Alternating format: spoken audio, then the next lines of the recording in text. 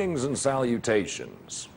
Well, Hawk Watchers, just when you thought all the screaming demons of the Ark of the Covenant that was the 2016 presidential elections had already been released out into the world, the good old Washington Post just threw us a new narrative melting curveball this week. On Tuesday evening, the Post reported that the infamous Fusion GPS Christopher Steele opposition research dossier, you know, the one that alleges that the Russian government collected compromising information on Trump and was engaged in an effort to assist his campaign. All right, you know the one. It was the Russian Hotel P dossier. Everyone knows that. All right, what? They found out that that dossier was, for the most part, funded by, wait for it, the Democratic National Committee and the Hillary Clinton campaign. I'm not lying. The Post is reporting that the DNC and the Clinton campaign funded Fusion GPS and former British intelligence agent Steele's research through an intermediary named Mark E. Elias and his law firm Perkins Coie, and that this funding started as early as April 2016 and ran deep into October, just days before the election. Now, it is unknown how much was paid to Fusion GPS specifically for the report, but the Post notes that the Clinton campaign paid Perkins Coie $5.6 million in legal fees from June 2015 to December 2016. That's according to campaign finance records, and the DNC paid the firm $3.6 million in legal and compliance consulting since November 2015. All this, essentially, for any logical thinking person following these events, puts even more of a strain on the already hanging by a thread of credibility of this magical report that has helped drive so much of the current McCarthyism that has gripped Washington, D.C. since Trump's election.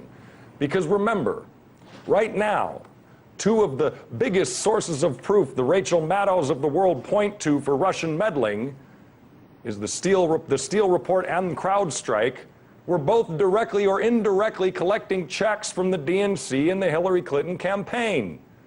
Think on that for a second as we start Watching the Hawks.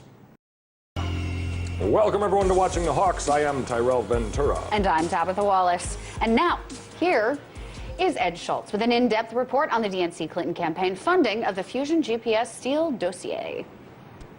The dossier was produced by former British intelligence officer Christopher Steele.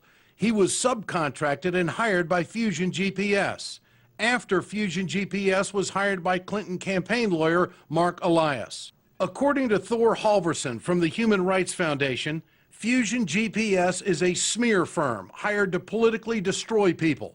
Halvorson claims he was targeted by Fusion for work he did in Venezuela undercovering corruption. Thank you! The Trump dossier, funded by the Clinton campaign and the DNC, contains salacious details about Trump and his alleged connections to Russia. Obviously, a lot of the allegations within the dossier go to issues of either coordination or collusion between the Trump campaign and the Russians.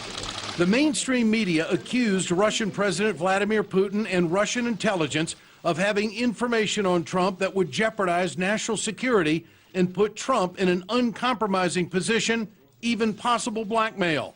The Kremlin consistently denied being involved in the dossier, saying they had nothing to do with it. The people who order these fake news stories, like the ones that are circulating about the president-elect, fabricate them and use them for political means. They are worse than prostitutes. The dossier became part of the narrative used by the Democrats claiming Russian collusion. The dossier also helped fuel the current investigations into Russian meddling in the election. Trump fought back, calling the dossier fake news, and even called out the networks. And tonight, calling the Clinton funding of the dossier a disgrace. I think it was disgraceful that the intelligence agencies allowed any information that turned out to be so false and fake out. I think it's a disgrace. And I say that, and that's something that Nazi Germany would have done and did do. I think it's a disgrace. Fusion GPS bank records under subpoena from House Intelligence Chairman Devin Nunes show the connection between the firm and the Clinton campaign and the DNC. Ed Schultz reporting for RT America. Joining us now to discuss these revelations is the host of RT's The News with Ed Schultz, the one, the only, Ed Schultz. Tabitha. How you doing? Well, how are you? Good. Wow. All right. So I got to start, Ed. There's been so many narratives bandied about. I mean, we've heard names, CrowdStrike and Facebook and dossiers and Steele. And I mean, I think people's heads are spinning at home trying to just keep up with where everything is at. So let me ask you, why is the DNC funding, this coming to light, the DNC funding of the Steele report, such an important piece of this ongoing puzzle? Because they were trying to create the perception in the minds of the American public that Russia was behind all of it and that Russia was the bad guy. Turns out the DNC was funding it. The Clinton campaign was funding it. Hillary Clinton has given interviews since the campaign, since the election was over, saying that she was the DNC, that they didn't have any money, that they were funding it all. And so all of these comments are going to come back to roost on exactly what the Democrats did, their involvement in this dossier. They basically tried to make it a credible piece to juxtaposition, make the American people think that Russia was behind all of this. They had information on Trump that was going to be very damaging, going to be damaging to national security, going to be damaging if he's president. And there was just no stop to it. If a Republican, as has been reported, did start this investigation out, well, obviously there was competition over their 17 people. But when you get to the point of a campaign where it's down to 2 people, it's party versus party, ideology versus ideology, and you involve a foreign country and make the American people think that they're really the people behind all this, I just think that's scurrilous. It's really underhanded. That it most definitely is.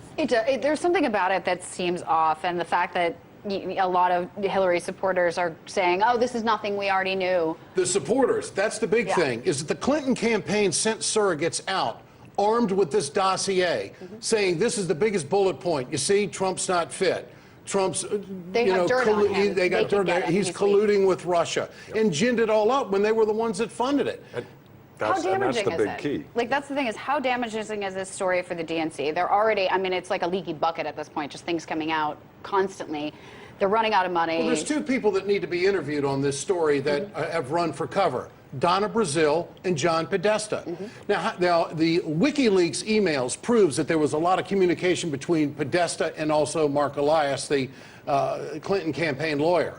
All right, so you're going to tell me that $6 million went out the door to pay for this, quote, research, and this was all ginned up, which a lot of it isn't true. Some of it may be, but certainly it's not journalistically based. It's propaganda against a candidate. It's a smear technique against an opposing candidate. They say, well, it's research. Wait a minute. Follow the money. How could Podesta not know? Podesta had to know.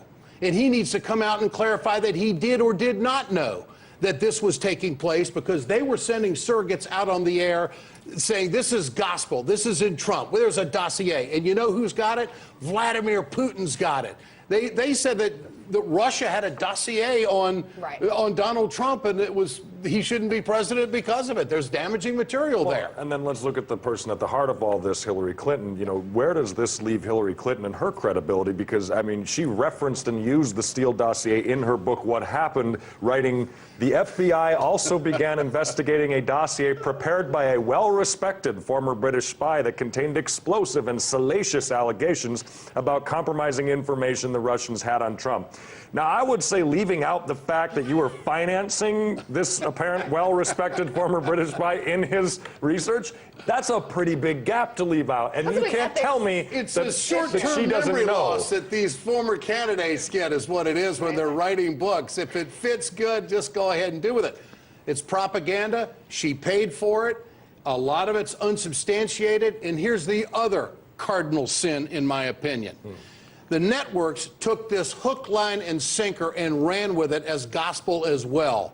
And their managers allowed them to do that as well without fact-checking exactly what this was all about. Well, he's former British intelligence. It must be true. I mean, that's the way it was presented to the American people. And that's... And it was, sorry, go ahead. No, go right ahead. Okay, the one thing about the Steele dossier that was so strange, just basically looking at it, is that it wasn't a normal intelligence report. There was no backup of who you were talking about. Half of this stuff wasn't clarified. There was no backup information on any of these, claims. Sources and claims. And it's like, hey, great, if this is true. I'm not saying it's not true, but when you tell me this great intelligence officer is doing this thing, and he gives this what looks like a 9th grade book report. Sure. What better place for Hillary Clinton to go than RT America. We know she can do interviews. Holy smokes, we've seen her all over the place. We'll promote her book for a half an hour, or as long as we'll give her the full 24 hours if she wants it, to come on this network and explain how she forgot some of these details. And did she know? Maybe she didn't know. I think she did know. Of course, this is the way they play the game, and it's horribly unfortunate, and it's put undue pressure on this president. But also, it has strained relations between two superpowers. Yes, it has. Yes, it has. It's made it impossible to sort of get anything done on that level, which as I've always said, I think Hillary Clinton's plan was, I'm going to come in and we're going to go the great walk out of a meeting with Putin and say, oh, peace on earth, and I did it. Yeah. And now you see that might have You know, we just had a news cycle the last 48 hours. A Republican senator come out and say that the President of the United States struggles with the truth, and much of what he says is untruthful. Well, what about Hillary Clinton? Yeah. What about the DNC? Yeah.